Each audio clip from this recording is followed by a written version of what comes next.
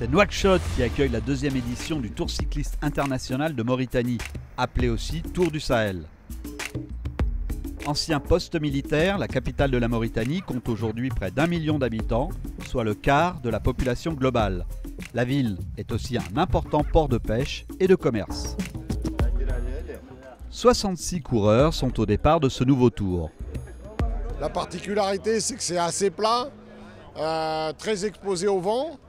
Et c'est donc la deuxième édition cette année. On est parti pratiquement d'une feuille blanche l'année dernière. Il y avait 8 équipes au départ, il y en a 14 cette année. L'Afrique de l'Ouest, la Mauritanie sont représentées, mais aussi l'Europe et le Maghreb en force avec plusieurs équipes. Le sport cyclisme parmi les sports les plus importants aujourd'hui. C'est un sport gratuit qui vient vers la population. C'est un sport populaire partout. Donc la Mauritanie il a beaucoup de compétences. Les vélos se développent très vite partout dans le monde. Preuve de l'importance de l'événement, le président de la République, Mohamed Ould Abdel Aziz, est venu saluer le Tour. Sa présence constitue une reconnaissance pour le sport cycliste. Ma présence se justifie par le fait que d'abord je tiens à encourager cette jeunesse pour développer le sport dans notre pays qui me semble être extrêmement important pour la cohésion nationale et pour développer aussi des compétences nationales. Je crois que c'est un secteur que nous avons depuis très longtemps négligé, qui est en train de se ressusciter.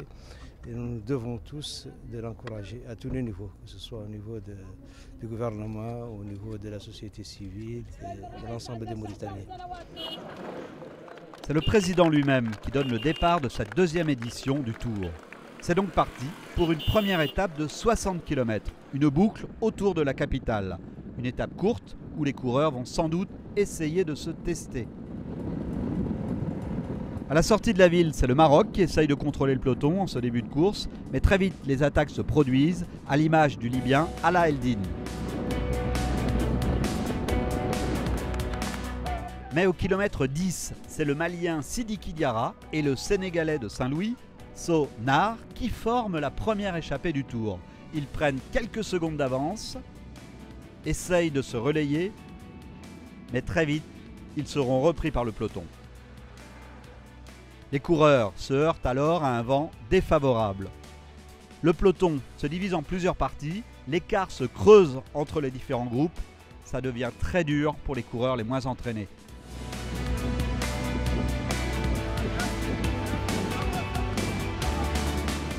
Ainsi, le Mauritanien Younas Kamara se retrouve seul face au vent.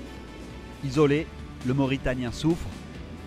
Très distancé, mais au courage, il finira l'étape.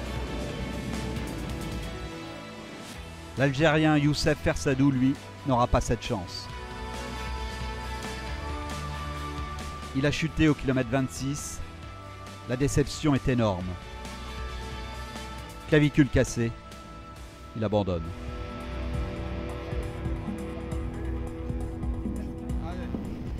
Devant, une échappée de 8 coureurs s'est formée, avec notamment 2 Français, 2 Maliens et 1 Sénégalais. À mi-course, ils ont 1 minute 30 d'avance sur le peloton.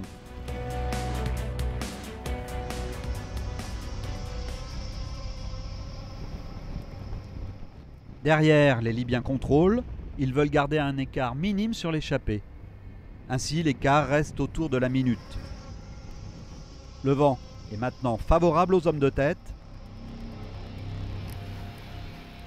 Mais à 15 km de l'arrivée, la malchance frappe le Sénégalais Morbay Diop. Qu'est-ce qui s'est passé? Ouais, j'étais devant, j'étais crevé. Mon voiture, je ne l'ai pas vue. Ça fait presque 2 minutes. Oh, je suis découragé. T'étais dans l'échappée là? Oui, j'étais devant, dans l'échappée. Ah, regarde, ils sont là. Ah.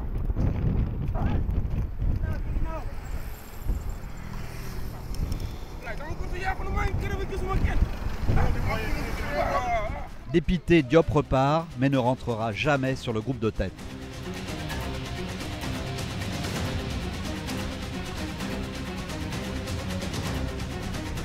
Devant, l'échappée rentre à Nouakchott. 3 hommes se disputent le long sprint final. l'Algérien Sadik Benganif, le Français Médéric Klein et le Libyen El Kamea Mohamed. C'est Benganif, le jeune Algérien, qui l'emporte devant le Français. C'était difficile de sprinter, mais j'ai choisi la bonne position contre le vent. D'ailleurs, j'avais déjà gagné ici les dernières. Je suis très content.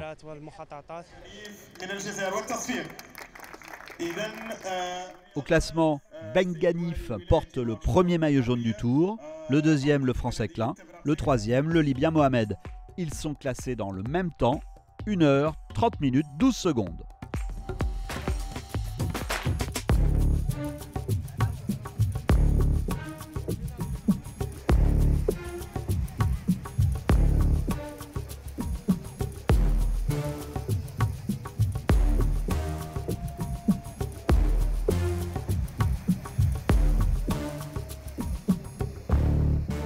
À l'ouest du pays, la Mauritanie est limitée par l'océan Atlantique. Le pays possède 750 km de côte.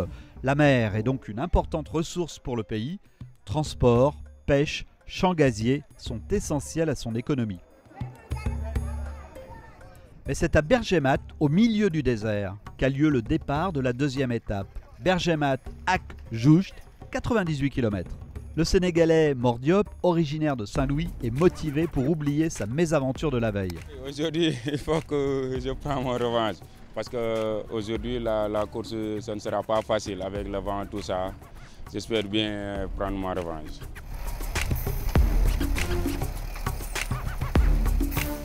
Le Mauritanien Abdoulba s'apprête lui à souffrir. C'est du plat, il y a du vent, il y a beaucoup de vent, il y aura beaucoup de vent. Aujourd'hui, quand même, on va souffrir, Inch'Allah, mais ça va aller. Quant au Français Médéric Klein, habitué aux courses africaines, il savoure. On est dans le désert, donc super, nous on est vraiment contents de découvrir le désert. Et puis voir ces perdus de vue de sable, c'est magnifique, quoi. Il y a une route et c'est improbable, donc pour nous c'est vraiment une chance de faire ça. Ouais. L'Algérie, elle, s'apprête à défendre son maillot jaune.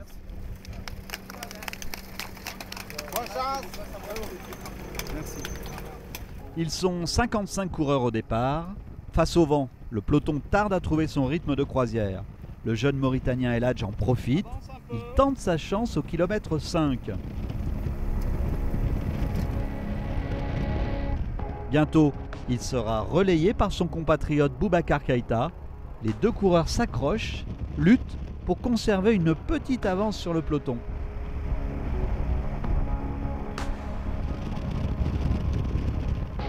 Mais leur échappée est rendue impossible par la violence du vent de face. Ils font l'effort, mais isolés, ils ne peuvent rien. Après 10 km en tête de course, les deux fuyards seront repris. Le peloton, de nouveau devant. À l'arrière, ce sont d'autres Mauritaniens qui s'organisent par petits groupes pour lutter ensemble. Le paysage est magnifique, mais pour les coureurs, les conditions sont extrêmes. Le vent de face est épuisant, la chaleur exténuante.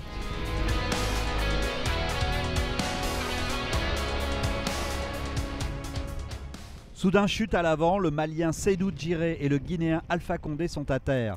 Une bourrasque les a emportés. Heureusement, pas de blessure. Djiré remet en place son dérailleur et peut repartir.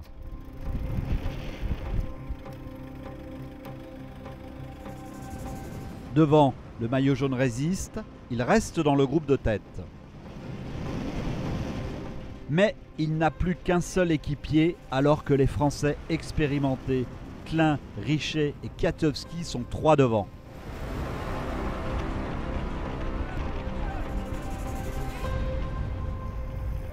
Le groupe maillot jaune a une vingtaine de secondes d'avance sur le groupe de poursuivants, mené par les coéquipiers algériens du maillot jaune qui essayent de revenir pour épauler leur leader.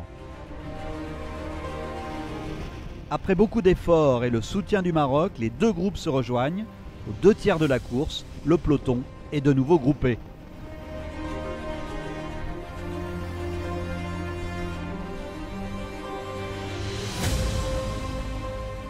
Dans ce plateau sans fin de la région d'Inchiri, Les coureurs affrontent maintenant une température de 40 degrés et un vent de plus de 50 km/h. À 20 km de l'arrivée, le peloton s'agite de nouveau. 3 hommes forts arrivent à s'extraire. Le Français Kwiatkowski, le Libyen Allah Eldin et le Marocain El Moutawakel. Emmené par Kwiatkowski, il creuse l'écart. Le Libyen prend enfin les relais et le Marocain est distancé. L'écart se fait, le maillot jaune est piégé. Il est relégué à plus d'1 minute à 10 km de l'arrivée. Kwiatkowski et Allah Eldin se retrouvent au coude à coude sur la longue ligne droite finale. Sprint. Victoire du jeune Libyen, étudiant en physiothérapie à Tripoli, c'est sa première grande victoire. Le maillot jaune gagne le sprint des poursuivants, mais trop tard. Kwiatkowski prend le jaune. J'ai fait un petit sondage dans les pelotons et tous les mecs, tous les coureurs ils étaient un peu fatigués parce qu'ils demandaient toujours combien il reste. On était 3 devant et pendant 10 km ils ne m'ont pas relayé, mais après Libyen il a décidé de me relayer, mais bon, il voulait gagner d'étape de 5 derniers kilomètres, il n'a pas pris un relais, il gagnait. Moi je prends un maillot, donc parfait. Nouveau maillot jaune Kwiatkowski, deuxième le Libyen Allah Eldin à 57 secondes, troisième le Marocain El Moutawakel à 1 minute 16. A noter que le premier Mauritanien, Sraba Mohamed, est 19e. La caravane du Tour se dirige maintenant vers le nord, avec 250 km de liaison avant l'étape du lendemain. La course se déplace dans la région de l'Adrar, la région la plus touristique de la Mauritanie. On y trouve des massifs montagneux et des oasis. L'oasis la plus connue est celle de Tergit. Nichée à l'ombre d'un profond canyon, on y trouve une source d'eau potable. L'eau coule en permanence de la roche. Ce coin de verdure caché est dominé par les falaises et proche de la ville d'Aoujeft, lieu de départ de cette troisième étape. L'ambiance est ici à la fête, la ville entourée de dunes est fière d'accueillir le Tour. De nombreux habitants se sont déplacés pour voir le spectacle de ces coureurs. Le Tour change de braquet. Oui, aujourd'hui c'est un changement. C'était le contre-vent hier. Et là, aujourd'hui, ce sera des montées des montagnes et les descentes aussi. C'est plus difficile peut-être pour certains qui ne connaissent pas cette région, qui n'ont pas de montagnes.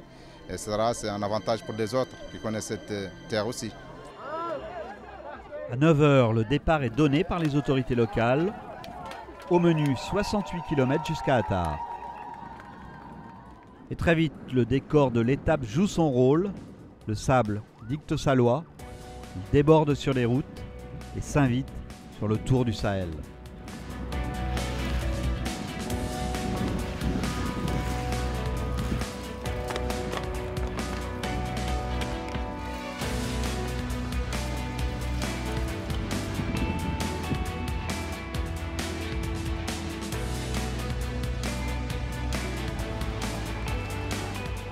Nul n'est épargné.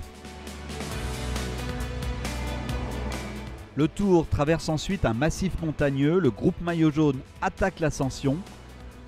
Troisième au général, El Moutawakel place une attaque. Il creuse un écart de 10 secondes. Mais derrière, le groupe maillot jaune monte au train. Il passe le col en tête, mais le Marocain sera repris sur le plateau qui mène à l'arrivée.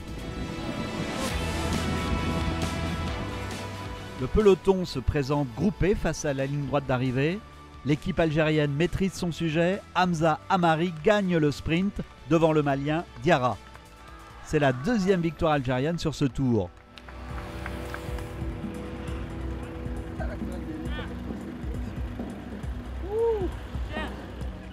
Boukhari lui s'écroule. Il a tout donné pour emmener le sprint de l'Algérie.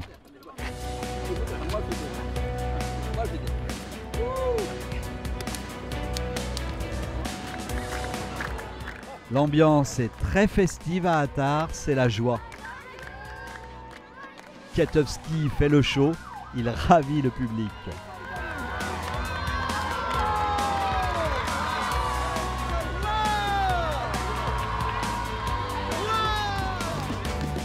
Le Français de 39 ans garde son maillot jaune.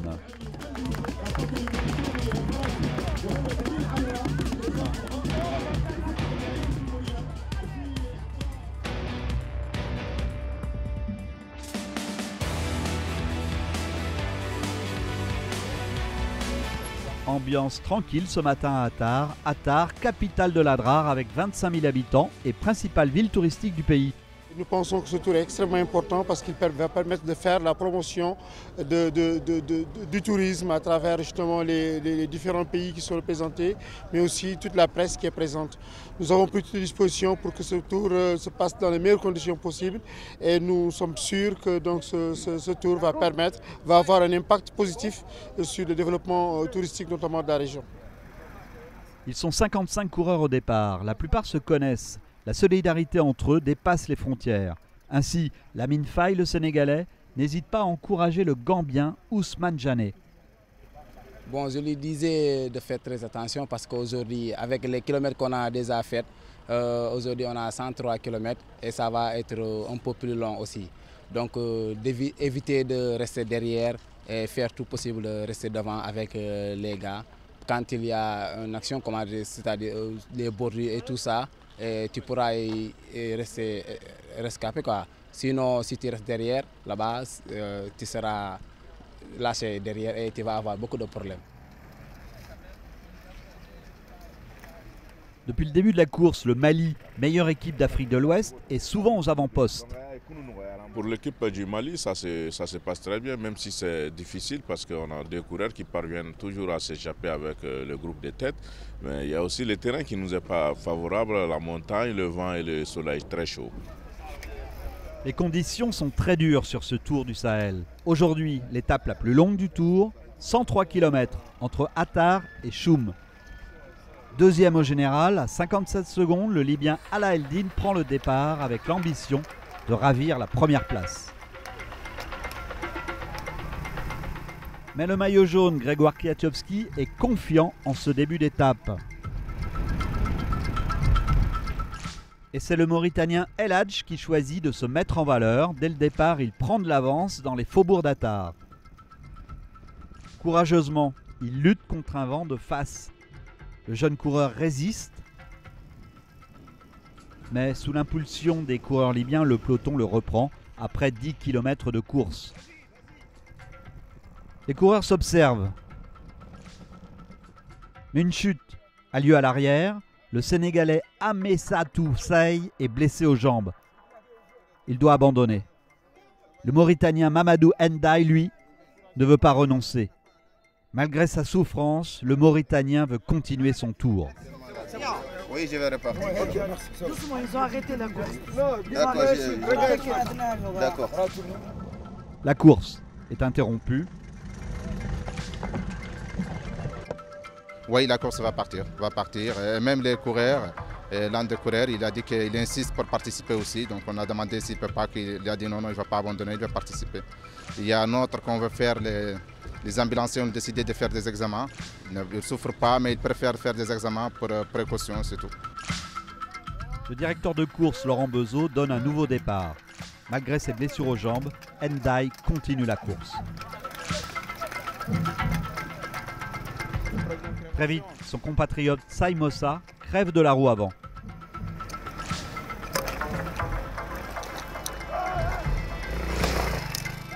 Stoïque, il attend son mécanicien et repart derrière le peloton.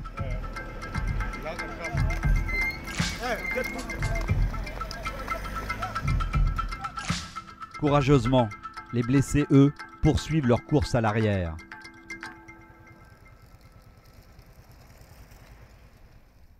La tête de course affronte au même moment la passe de Tenzak. Tenzak, superbe descente qui les mène au plateau qui rejoint l'arrivée.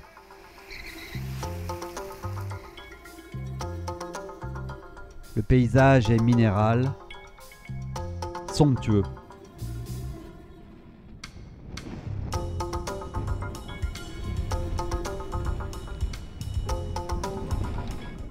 Le peloton, regroupé, se dirige vers Choum. Le sprint est inévitable. Le Malien Diarra et l'Algérien Amari se le disputent. Nouvelle victoire algérienne avec Hamza Amari. Et décidément très fort, c'est un autre Algérien, Youssef Boukari, qui règle le peloton maillot jaune. Les Maliens sont passés tout près de la victoire. Oui, mais pas une déception, mais on voulait une première place, mais quand on a une deuxième place, on ne peut pas dire qu'on est dessus, mais les jeunes, ils ont travaillé. Le maillot jaune conserve la première place avec 57 secondes d'avance sur le Libyen Ala Eldin et 1 minute 16 sur le Marocain El Moutawakel.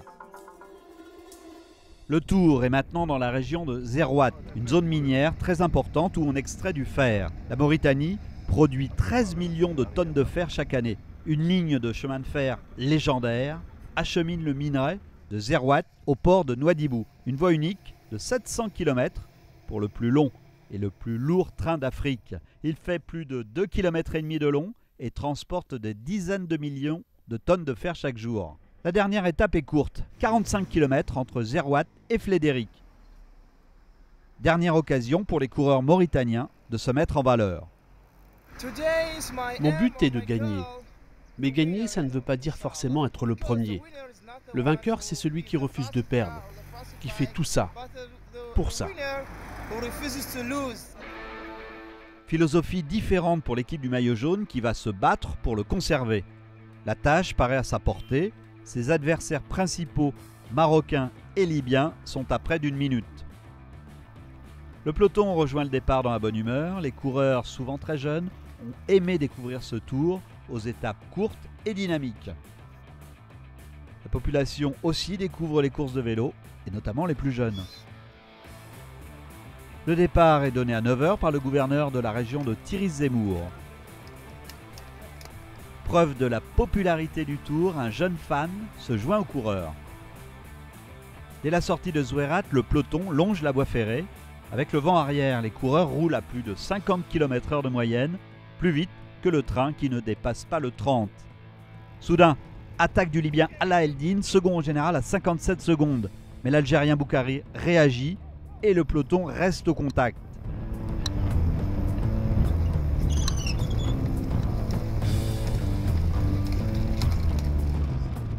Très vite, l'équipe de France fait le travail, reprend à Eldin et impose son tempo à la course. Mais Youssef Boukari insiste. Suivi du Sénégalais Malik Thiam, il poursuit son effort en tête de course. Ils s'échappent tous les deux, mais les deux hommes ne parviennent pas à creuser l'écart. Emmenés par les Marocains, le peloton les rattrape à mi-course.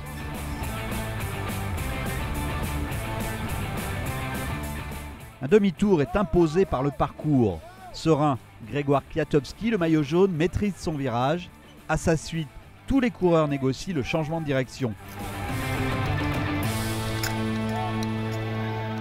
Le vent est maintenant de face. À 10 km de Flédéric, la ville d'arrivée, les Algériens roulent devant et préparent le sprint.